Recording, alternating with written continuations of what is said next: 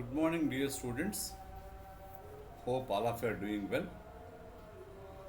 Today, let us discuss about multidisciplinary nature of business economics.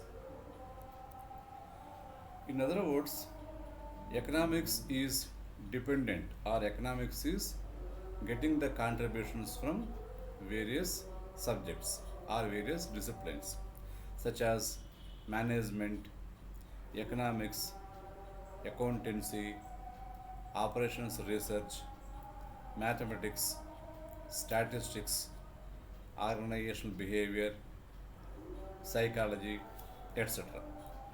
Let us see one by one. First one is management. So we all know management has various concepts and functions such as decision making, forward planning, etc. So in terms of these functions, economics is supporting, or management is supporting economics. So they are interdisciplinary.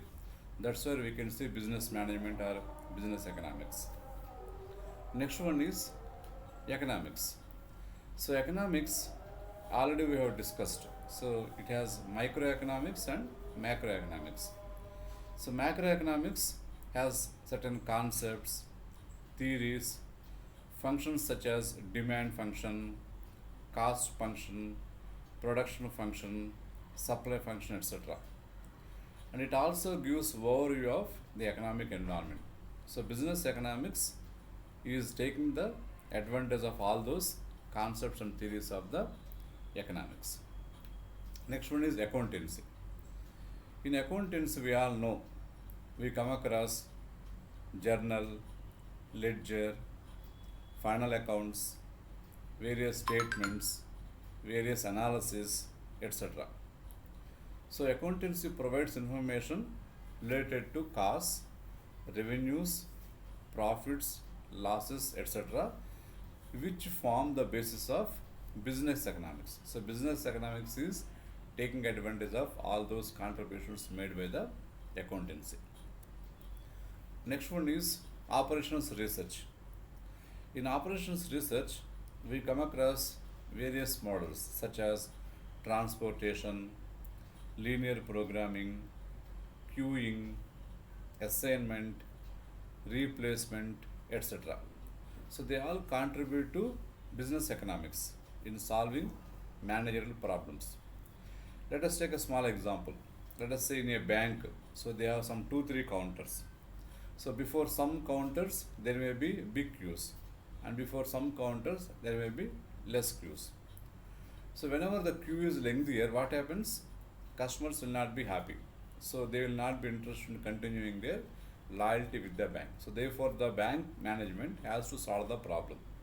So in that case, it will take the help of the operations research. Next, mathematics.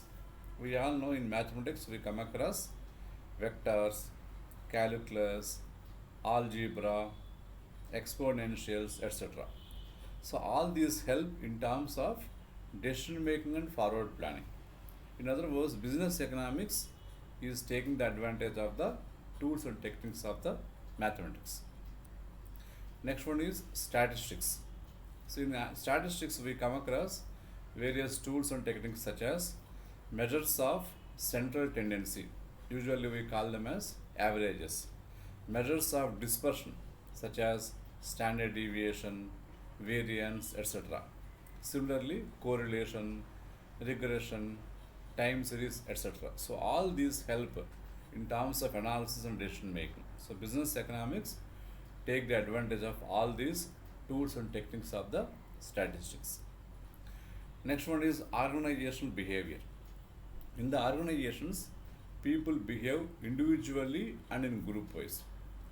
In OB, we also come across various concepts such as motivation, perception, learning, etc.